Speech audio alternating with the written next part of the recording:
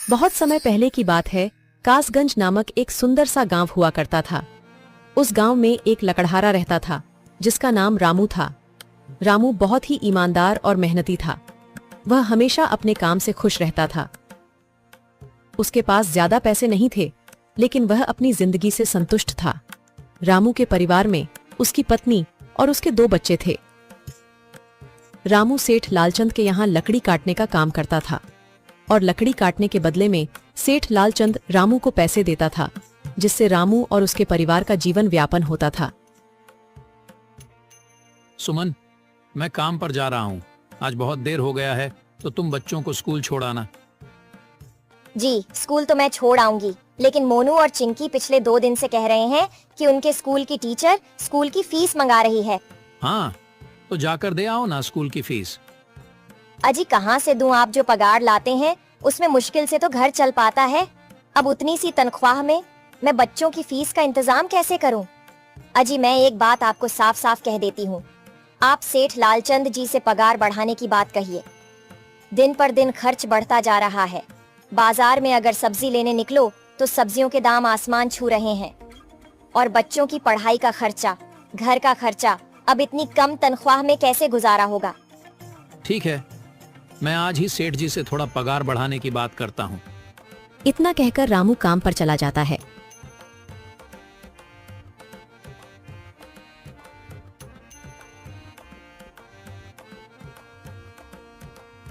अरे भाई, आज तो पगार का दिन है। देखो, अब यह सेठ लालचंद कोई ना कोई लोचा जरूर करेगा। हमेशा कोई ना कोई बहाना बनाकर पगार कम कर देता है। और अगली बार तो मेरी आधी पगार काट ली थी, यह कहकर कि जो मैंने लालचंद जी से 200 रुपए उधार लिए थे, उसका ब्याज बढ़कर 1000 रुपए हो गया है। इसलिए मैं तुम्हारी पगार में से 1000 रुपए काट रहा हूँ। हाँ हरिया भाई, तुम एकदम ठीक कह रहे हो।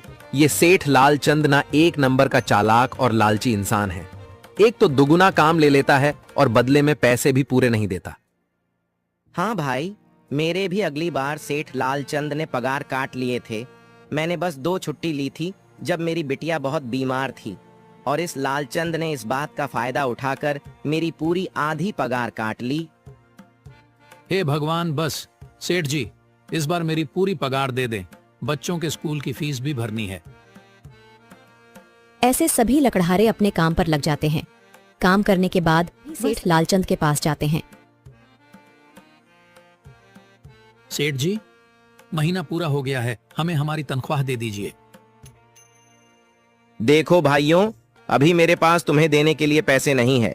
अभी माल नहीं बिका है, सारा माल गोदाम में ही पड़ा हुआ है। कल या परसों तक तुम्हें तुम्हारी तनख्वाह मिल जाएगी।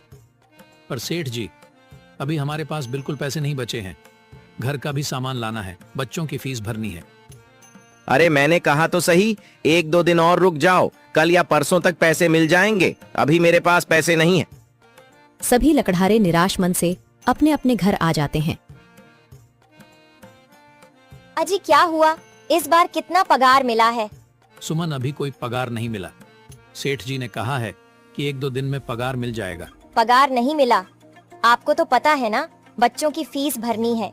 इनकी स्कूल टीचर ने आज साफ साफ चेतावनी दे दी है कि अगर कल फीस नहीं लाई तो बच्चों को घर पर ही बिठा लेना। अब बताओ मैं क्या करूं? मैं क्या करूं सुमन, यह सेठ जी समय पर कभी पैसे देते ही नहीं है। अब तो बस हम इंतजार के सिवा और कुछ नहीं कर सकते। 1-2 दिन की बात है, देख लेते हैं। ऐसे ही 2 दिन गुजर जाते हैं। 2 दिन बाद सेठ लालचंद सबको पगार देता है। अरे हरिया, ये ले अपनी इस महीने की पगार। सेठ जी, यह तो बस 2000 है। मैंने तो इस महीने 3000 तक का काम किया है।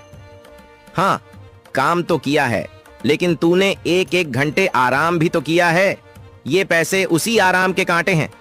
पर सेठ जी, आपने तो कहा था 8 घंटे काम के महीने में 3000 मिलेंगे, और मैंने तो 8 घंटे काम किया और 1 घंटे आराम। देख हरिया, मुझे ज्यादा हिसाब किताब ना समझा। ये 2000 रख, अगर चाहिए तो, और अगर नहीं चाहिए तो कहीं और काम ढूंढ ले। बेचारे हरिया के पास उन पैसे को लेने के सिवाय और कोई रास्ता नहीं था। हरिया चुपचाप वह पैसे रख लेता है। रामू, ये लो तुम्हारे 2500 रुपए। पर सेठ जी, 2500 क्यों? मेरे तो पूरे 3000 बनते हैं ना। मैंने तो कोई छुट्टी भी नहीं की और ना ही कोई आराम। मैंने तो अपना सारा काम समय पर किया है। हाँ, समय पर तो किया है, पर इस समय बाजार में लकड़ियों का दाम काफी सस्ता हो गया है। इस वजह से अभी तुम्हें भी पगार कम ही मिलेगी जब तक लकड़ियों का दाम नहीं बढ़ता। पर सेठ जी, बात तो 3,000 की हुई थी ना, अब 2,500 में मैं कैसे घर चलाऊंगा? बच्चों की स्कूल की फीस भी भरनी है सेठ जी। इस बार आप पूरे पैसे दे दीजिए। 2,500 ही मिलेंगे तुझे। यहाँ काम करना है तो कर, वरना कहीं और काम ढूंढ ले। बेचारे हरिया के पास उन पैसे को लेने की सिवाय और कोई रास्ता नहीं था।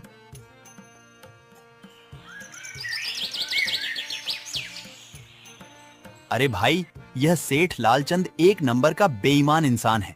सारे पैसे अपने जेब में भर लेता है और बहाने बनाता है कि लकड़ियों के दाम सस्ते हो गए हैं। देख लेना, हम गरीबों की किसी न किसी दिन इसे जरूर हाय लगेगी। नहीं हरिया, ऐसे नहीं कहते। वह हमारे अन्नदाता है। आखिर उन्हीं के वजह से तो हमारा घर चल रहा है। अरे काहे का अन्नदाता? काम के पूरे पैसे तो देता नहीं है। पूरे महीने मेहनत करके भी क्या मिलते हैं? बस ये 2,000 रुपए। इसमें घर खर्च कैसे चलाएं? ऐसे तो हम कभी तरक्की नहीं कर पाएंगे। और हम कर भी क्या सकते हैं हरिया? हमें लकड़ी काटने की सिवा और कोई काम कहाँ आता है? और कोई काम खोलना भी चाहे तो उसके लिए हमारे पास इतने पैसे कहाँ हैं? अब जो भी हो, हमारा तो बस ये सेठ लालचंद ही सहारा है ना। कुछ देर बातें करने के बाद अपने घर की ओर निकल पड़ते हैं। जी आ गए आप। कितनी पगार मिला है? सुमन, इस बार सेठ जी ने बस 2,500 रुपए ही दिए हैं। बस 2,000? इतने में कैसे घर चलाएंगे? बच्चों की फीस में ही 1,000 रुपए निकल जाएंगे। फिर 1,500 में क्या क्या करेंगे? अब मैं क्या कहूँ सुमन, अब तुम्हें इसी में ही गुजारा करना होगा। तुम सबसे पहले बच्चों की फीस भर देना, इसके बाद बाकी का मैं देखता हूँ। अजी आप क्या देख लोगे? सेठ जी से पूरे पैसे तो मांगे नहीं गए आपसे? नहीं सुमन, मैंने सेठ जी से पैसों के लिए कहा था, पर सेठ जी ने साफ इनकार कर दिया और कहा, यह लेना है तो लो, वरना कहीं और काम ढूंढ सकते हो। मैं सोच रहा हूं कि लकड़ी काटने के बाद मैं कहीं और भी काम ढूंढ लूं।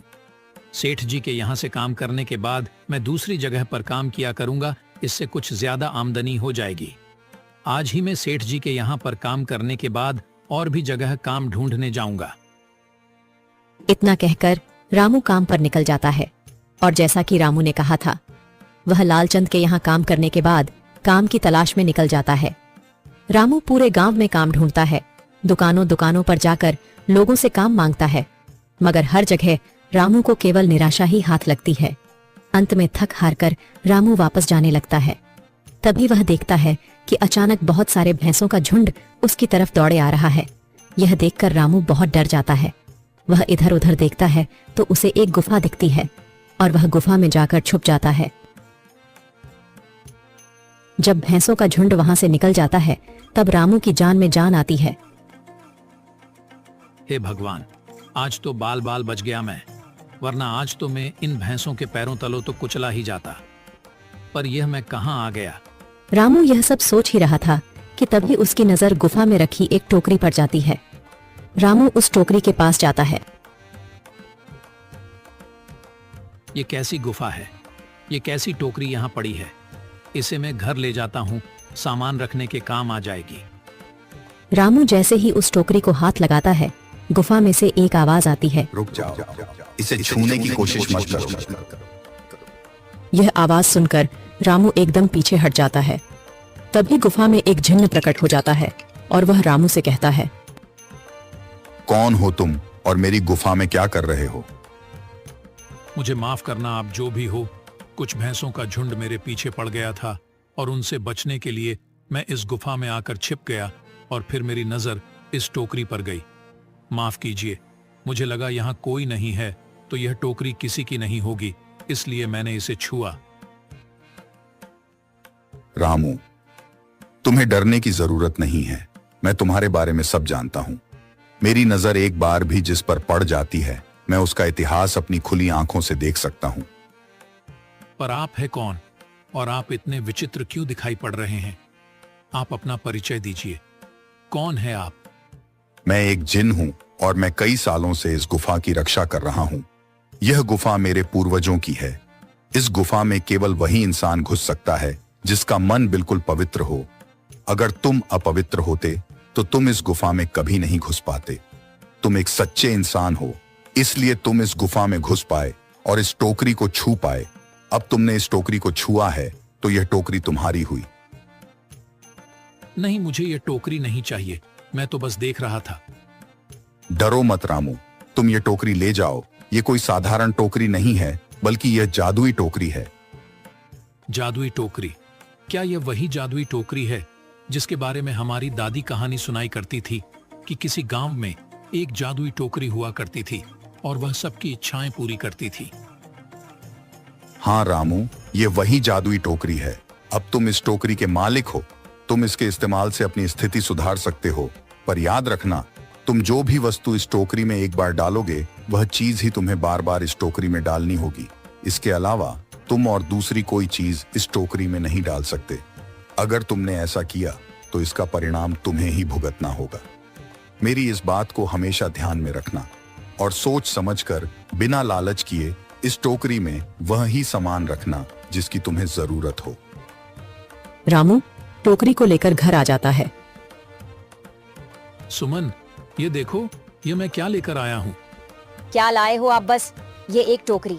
सबसे पहले यह बताइए, आप तो काम की तलाश में गए थे ना, तो कोई दूसरा काम मिला कि नहीं? नहीं। अरे सुमन, मेरी पूरी बात तो सुनो। ये कोई ऐसी वैसी टोकरी नहीं है, बल्कि ये एक जादुई टोकरी है। रामू सुमन को वह सारी घटना के बारे में बताता है जो उसके साथ हुई। अच्छा, तो आपका कहने का मतलब है कि इस टोकरी में हमें कोई ऐसी चीज डालनी होगी जिसकी हमें सबसे ज्यादा जरूरत हो। हाँ सुमन, हमें सोच समझकर ही इसमें कोई चीज डालनी होगी। रामू थोड़ी देर सोचता है, फिर उसका ध्यान उन लकड़ियों पर जाता है जो एक बार उसने सुमन को रखने को दी थी। सुमन, तुम्हें याद है, एक बार मैं जंगलों में लकड़ियां काटने गया था तो मुझे एक चंदन की लकड़ी मिली थी और वह मैंने तुम्हें लाकर दे दी थी। हाँ, दी तो थी। तो तुम उस लकड़ी को ले आओ। हम उस चंदन की लकड़ी को ही इसमें डालेंगे और उस लकड़ी से अपना एक व्यापार शुरू करेंगे। सुमन चंदन की लकड़ी को ले आती है और उसे टोकरी में डाल देती है। वह जैसे ही चंदन की लकड़ी उस टोकरी में डालते हैं, उसमें कई सारी लकड़ियां आ जाती हैं। अरे वह, यह तो चमत्कार ही हो गया। ये देखिए, कितनी सारी चंदन की लकड़ियां हो गई। अगर आप इसको बेचेंगे तो इससे काफी अच्छे पैसे मिलेंगे। हाँ राधा, मैं कल सुबह बाजार जाकर इनको बेच आऊंगा और जो पैसे मिलेंगे उससे हम अपने मोनू और चिंकी के स्कूल की फीस भर देंगे और बाकी बचे पैसों को संभाल कर रख लेंगे। अगले दिन रामू लालचंद सेठ के यहाँ काम पर न जाकर चंदन की लकड़ियों को बेचने के लिए बाजार की ओर निकल पड़ता है। वहाँ पर रामू चंदन की लकड़ियों को बहुत ही कम दामों में बेचा, जिसकी वजह से आम लोगों के साथ साथ बड़े व्यापारियों ने भी रामू से चंदन की लकड़ियां खरीदी। लकड़ियों को बेचकर रामू को काफी अच्छे पैसे मिले। पैसों को लेकर चंदन घर आ जाता है। ये देखो सुमन, उन लकड़ियों को बेचकर मुझे कितने सारे पैसे मिले हैं। ये लो कुछ पैसे, इससे तुम कल मोनू और चिंकी के स्कूल की फीस भर देना। अच्छा, तो मैं काम पर जाता हूँ। अजी, आपके पास तो अब यह जादुई टोकरी है, तो अब आपको उस सेठ लालचंद के यहाँ काम करने की क्या जरूरत है? हाँ सुमन, मैं सेठ लालचंद जी के यहाँ काम पर नहीं जा रहा, बल्कि मैं तो वहाँ पर जो काम कर रहे बाकी के लकड़हारे हैं उन्हें ये खुशी की खबर देने जा रहा हूँ, क्योंकि सेठ लालचंद जी से मेरे साथ साथ वह लकड़हारे भी बहुत परेशान थे। इसलिए अगर मेरा भला हो रहा है तो क्यों ना मैं उन सभी का भला करूं। वह सभी बहुत ईमानदार लकड़हारे हैं, वह सभी बहुत मेहनत से काम करते हैं, मगर लालचंद ने कभी भी उनको उनकी मेहनत के सही पैसे नहीं दिए। इसलिए मैंने सोचा है क्यों ना मैं उनको अपने इस काम में शामिल कर लूं। हाँ जी, बात तो आपकी बिल्कुल सही है। अगर आप सभी लोग एक साथ मिलकर काम करेंगे तो हम सब बहुत जल्द ही तरक्की हासिल कर लेंगे।